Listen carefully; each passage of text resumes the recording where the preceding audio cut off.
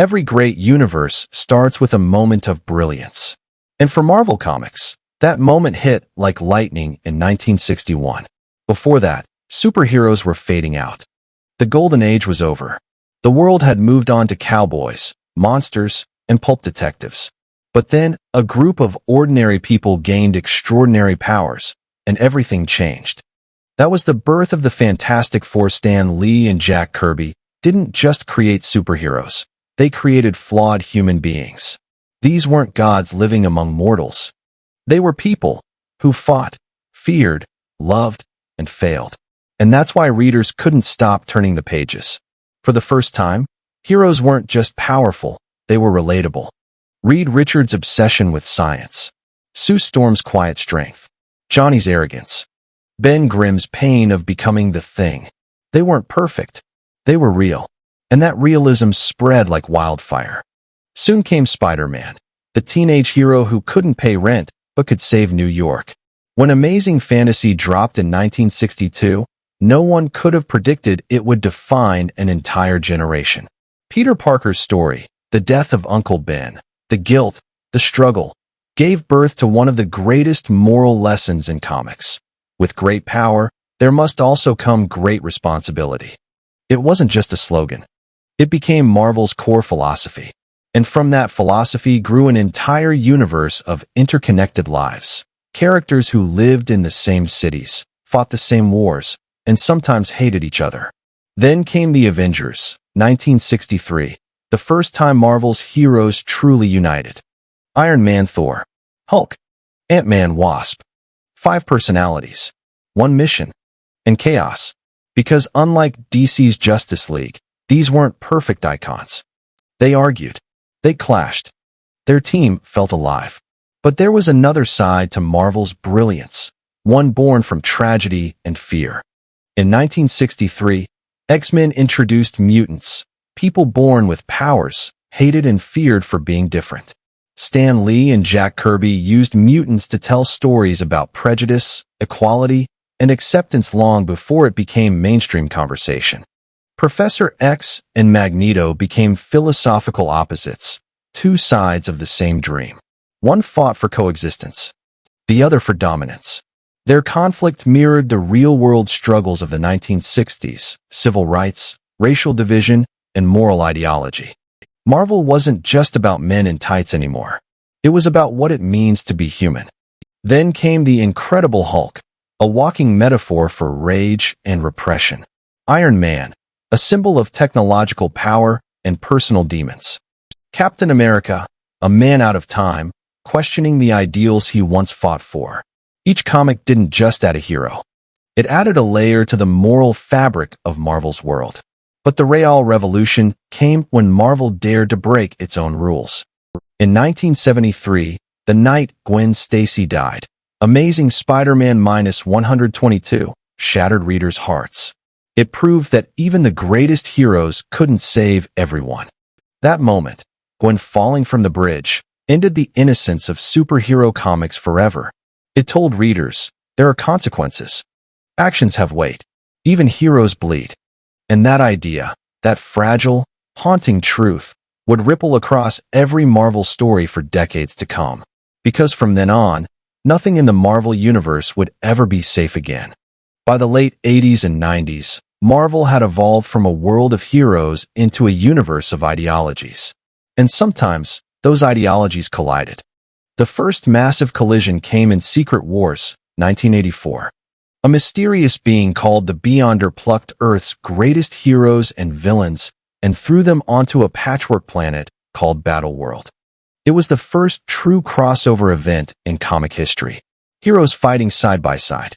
Villains forming uneasy alliances. And through it all, one theme echoed. What happens when you give gods a playground? The event reshaped everything. It gave Spider-Man his black symbiote suit, which later became Venom. It revealed hidden tensions between heroes.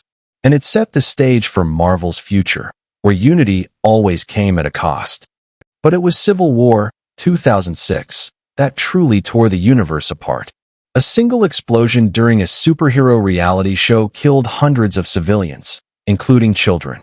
The government responded with the Superhuman Registration Act, demanding all heroes reveal their identities and operate under control. Iron Man agreed. Captain America refused. And just like that, Marvel's greatest alliance fractured. It wasn't good versus evil anymore. It was freedom versus security. Privacy versus accountability. Spider-Man stood in the middle, torn between his mentor, Tony Stark, and his moral compass, Steve Rogers. When he unmasked publicly to support Tony, readers were stunned. It was the biggest secret in comics, gone in one shocking panel. But the cost was too high. The battles that followed destroyed friendships, shattered cities, and ended with Captain America surrendering, not because he lost, but because the people he fought for were the ones getting hurt. That moment changed Marvel forever. It showed that even the noblest ideals can destroy everything when pushed too far. But not all wars were fought on Earth. Some were cosmic. Enter Infinity Gauntlet, 1991, the story that made Thanos a god. Armed with all 6 Infinity Gems, he snapped his fingers, and half the universe vanished. Heroes and gods fell like dust. Captain America stood face to face with the Mad Titan, defiant even in hopelessness. And when the world seemed doomed, it was Adam Warlock, the soul-bound hero, who turned Thanos' own arrogance against him. That story wasn't just about power. It was about purpose, about the emptiness of ultimate victory. Because when Thanos finally got everything he ever wanted, he sat alone in silence. A god with nothing left to conquer. Marvel's cosmic stories became mythological, mixing science fiction with raw emotion. Annihilation. Secret Invasion. House of M. Each of them asked a terrifying question. What happens when heroes fail? In House of M, 2005, the Scarlet Witch lost control of her mind and reality itself. Her whispered words, "No more mutants," erased nearly an entire race in one instant. Over 90 of mutant kind, gone. That one line reshaped the entire X-Men mythos. It showed that trauma and grief could be as dangerous as any weapon. Then came Planet Hulk and World War Hulk, where the Green Goliath, betrayed by his own allies, returned to Earth seeking vengeance. His rage was biblical. And it reminded readers that even the most righteous heroes can become monsters when pushed too far. Marvel was no longer telling stories about right and wrong. It was telling stories about choices and consequences, about how power, no matter how pure, always carries a price. By the time Avengers disassembled, Civil War, and Secret Invasion had all played out, the Marvel Universe wasn't just broken, it was evolving. Heroes died. Others took their place. Some were resurrected. Some were never the same. But through it all, Marvel did what no comic universe had done before. It made change permanent. It made loss part of the story. Because in the Marvel Universe, even gods bleed. By the 2010s, the Marvel Universe had transformed into something vast, a living mythology. It wasn't just about heroes saving the day anymore. It was about legacies, reboots, and the cycle of rebirth that kept the universe alive. And no story captured that better than Secret Wars, 2015. This wasn't the same event from the 80s. This was something darker, bigger, the end of the multiverse itself. Reality was dying. Worlds were colliding. And Dr. Doom, of all people, became God Emperor Doom, ruler of Battle World, a planet made from the fragments of destroyed universes. It was a bold, terrifying concept. Heroes and villains from alternate realities fused into one patchwork existence. Thor's became Doom's enforcers. Reed Richards became his rival, again. And at the heart of it all was a single, eternal question. If you could remake the universe, would you do it better? In the end, it wasn't strength that restored the world, it was hope. It was Reed Richards' belief in creation over control, that light of optimism that's always been at Marvel's core. When the multiverse was reborn, everything changed again. Old heroes died. New ones rose. And for the first time, Marvel began passing the torch. Miles Morales became the new Spider-Man, a symbol that anyone could wear the mask. Jane Foster lifted Mjolnir and became Thor, not by birthright, but by worthiness of heart. Kamala Khan, the young Ms. Marvel, represented a new generation discovering power through identity. Marvel had evolved beyond the idea of a few heroes saving the world.